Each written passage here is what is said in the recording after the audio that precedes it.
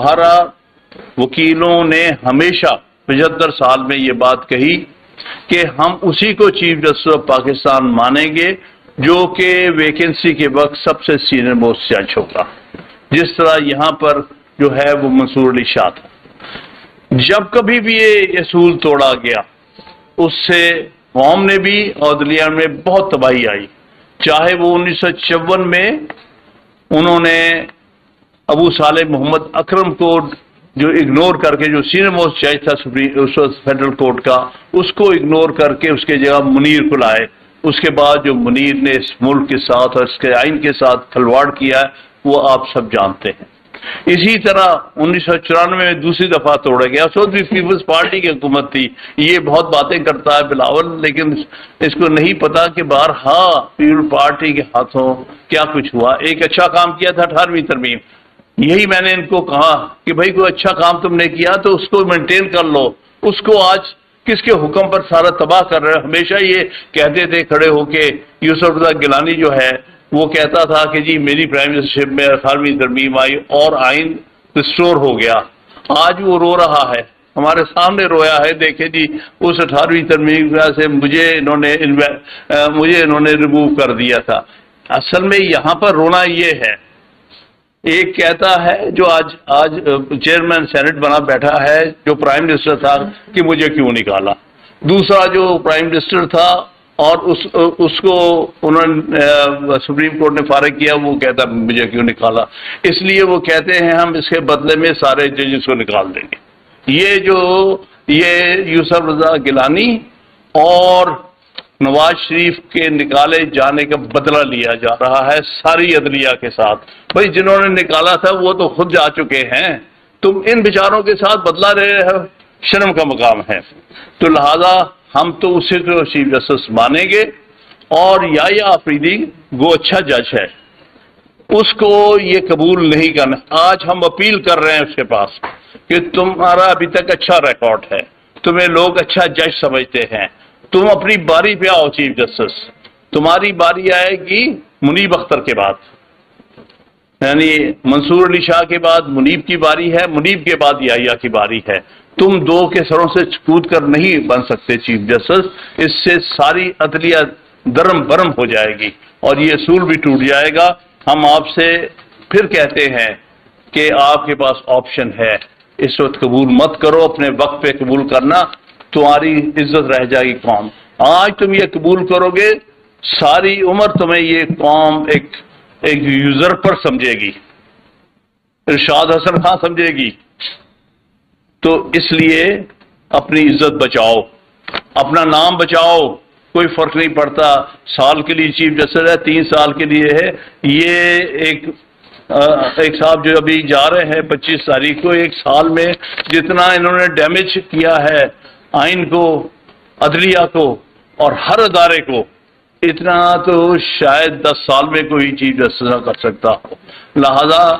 1 سال ہو یا 3 سال ہو، کوئی فرق نہیں پڑتا۔ اگر نیک نامی سے جاؤ گے، اچھے الفاظ میں یاد کیے جاؤ گے، اگر اس طرح سے آفس ہولڈ کرو گے تو اس کے بعد تم قوم کے ایک مجرم کے طور پہ نظر آؤ گے۔ تو ہم یحییٰ آفریدی کو کہتے ہیں کہ خدارا آپ سے ہم اچھی توقعات رکھتے ہیں، آپ اس کو قبول مت کریں، تاکہ پھر جس کا حق ہے حقدار کو اس کا حق ملے۔ تمہیں تمہاری وقت پہ، تمہارے ٹرن پر تمہیں ملنا چاہیے۔ اور یہ مقصد ان کا یہ ہے، تیسرے نمبر سے اٹھا کے چیف جسٹس بنانے کا، کہ یہ جوڈیشری، یہ سپریم کورٹ آپس میں لڑے اور چل نہ سکے، کمزور ہو جائے، ہمارے حکم مانے، ہم بیٹھ کے جو حکم دیں وہ مانے، جو ہمیں آگے پیچھے جو حکم آئے وہ ہم ان پر حکم چلائیں، تو یہ غلاموں کے غلام بننے کے برابر ہے۔ اس لیے مت قبول کرو، یا تم سے ہم اچھی توقعات رکھتے ہیں، لیکن اگر تم کرو گے قبول، وکلا تمہیں کبھی نہیں قبول کریں گے وداؤٹ چیف جسٹس کے۔ دوسرا، یہ کانسٹیٹیوشنل بینچ کا آئیڈیا جو تھا یہ ہماری وکلا کی طرف سے ہمیشہ آیا تھا کہ اور بینچز کے ساتھ کانسٹیٹیوشن بینچ ہونا چاہیے جو کہ اوریجنل جورسڈکشن ایکسرسائز کرے سپریم کورٹ کی، آرٹیکل 184 اور 186 کی۔ یہ ہمیشہ سے ہمارا مطالبہ، لیکن اس کی شرط یہ ہے کہ اس میں کوئی پولیٹیسائزیشن نہیں ہونی چاہیے۔ کوئی پولیٹیکل کمیٹی بیٹھ کے نہیں فیصلہ کرے گی کون کانسٹیٹیوشنل کورٹ کا ہیڈ ہو، کون اس کے ممبرس ہو، بلکہ انڈیا میں بڑا کلیئر پریسیڈنٹ ہے، ان کے ہاں کانسٹیٹیوشنل بینچ ہوتا ہے سپریم کورٹ کا، وہ اس کو پریزائڈ کرتا ہے چیف جسٹس، اور 4 سینئر موسٹ جج اس کے ممبرس ہوتے ہیں۔ ہمارا بھی یہی مطالبہ ہے، کانسٹیٹیوشنل بینچ ہو، اس کو پریزائڈ کرے چیف جسٹس، اور 4 سینئر موسٹ جج اس کے ممبرس ہوں۔ اس لیے ہم سمجھتے ہیں کہ یہ آئینی سو کالڈ آئینی ترمیم جو ہے وہ انویلڈ ہے، کیونکہ اس نے آئین کا بنیادی سٹرکچر ڈھانچہ ہلا کے رکھ دیا ہے،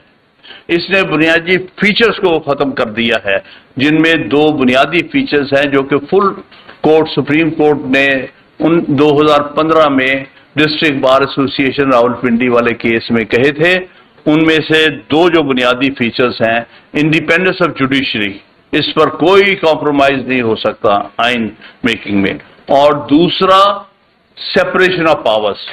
کوئی کام نہیں ہے ایگزیکٹو کا، پارلیمنٹ کا، کہ وہ ججز ہائی کورٹ یا سپریم کورٹ کے اپوائنٹ کرے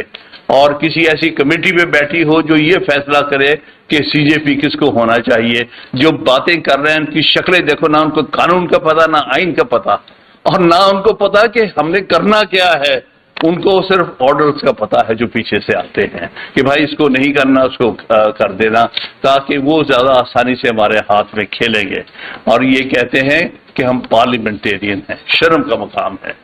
تم ایک صرف ایک شرمناک تمہارا رول ہے۔ دوسری بات، یہ چیف جسٹس جو جا رہا ہے، میں اس کے نام کے ساتھ قاضی نہیں لگانا، وہ فائز عیسیٰ جو بھی اس کا نام، یہ پاکستان کی تاریخ کا بدترین چیف جسٹس تھا، جس نے میکسیمم نقصان پہنچایا ہے عدلیہ کو اور آئین کو، آئین کی اور عدلیہ کی تباہی کر کے جا رہا ہے یہ شخص۔ ایک تو ہمارا اپیل ہے آپ سب سے، ساری بار ایسوسی ایشن سے اپیل کرتا ہوں، اور جناب یہ میسج ہمارے اسد منظور بٹ صاحب پہنچائیں گے سارے پنجاب میں، اور ہمارے دوست سندھ میں کے پی میں بلوچستان پہنچا رہے ہیں۔ 25 تاریخ کو جو اس کا آخری دن ہے، ہم یوم نجات منائیں گے، ساری بار یوم نجات بنائیں گے اس دن۔ ایک غیر آئینی حرکتیں کرنے والا، یہ ترمیم ہو ہی نہیں سکتی تھی جب تک یہ فلور کراسنگ کا دروازہ نہ کھولتا۔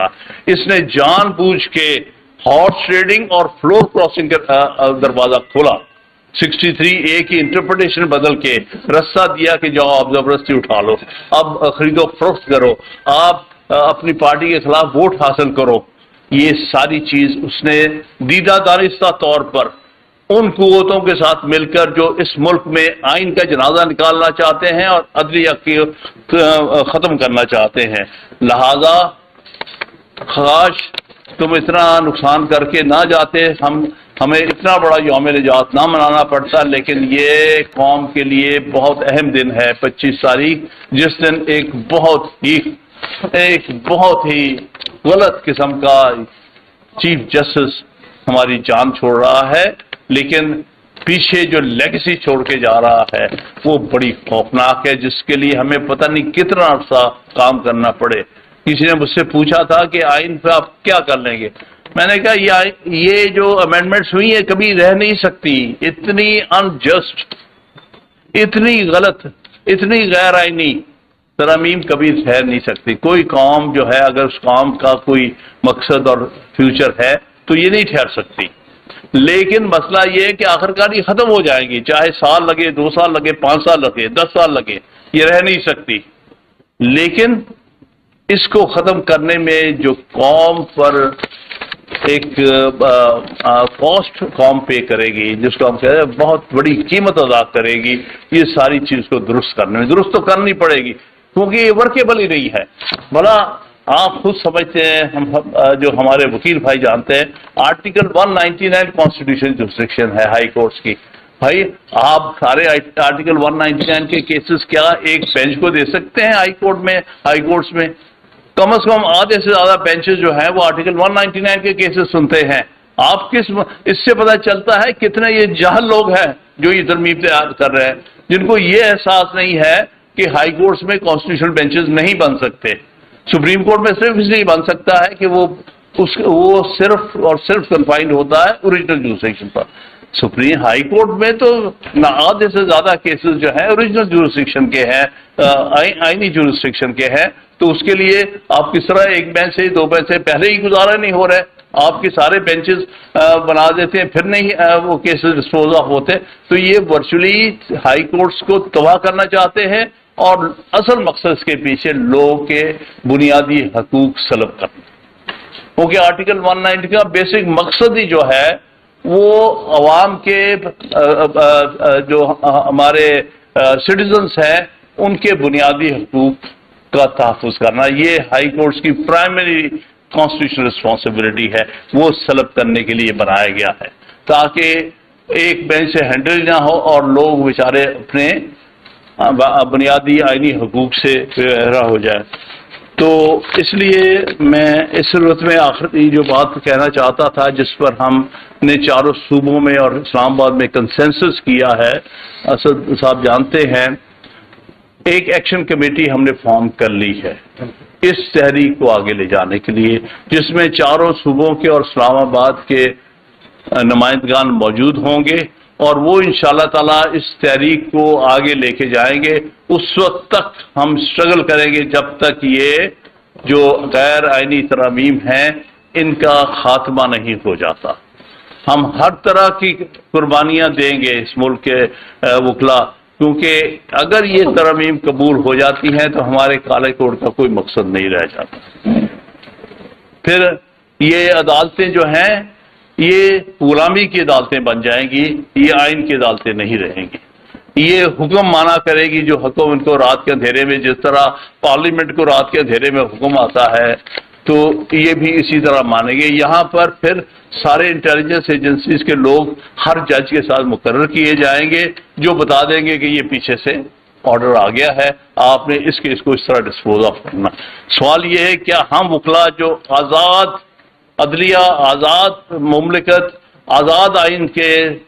رکھوالے ہیں, کیا ہم اس سچویشن کو برداشت کر سکتے ہیں؟ کسی صورت نہیں. لہذا ہم یہ ایکشن کمیٹی بنا رہے ہیں جس میں ہمارے نمائندے ہوں گے, ہائی کورٹ بار ایسوسی ایشن, بار کونسل سے نمائندے ہوں گے, اور جو انڈیپینڈنٹ ممبرس ہیں میں ان کی بات نہیں کر رہا. مثال کے طور پر جو اس وقت بکاؤ مال ہیں, جو اپنے آپ کو سپریم کورٹ بار کا صدر کہتا ہے اور ساتھ ہی تالی بجا رہا ہے کہ ہاں بڑا اچھا کیا, ابھی 30 نمبر سے اٹھا لیا, یعنی تمہارے بنیادی اصول توڑے گئے اور اس پر تالیاں بجانے والے. اس قسم کے ہم سے بھی غلطیاں ہوتی ہیں, ہمیں چہرے نہیں ہم پہچانتے, ہم یہ نہیں جانتے کہ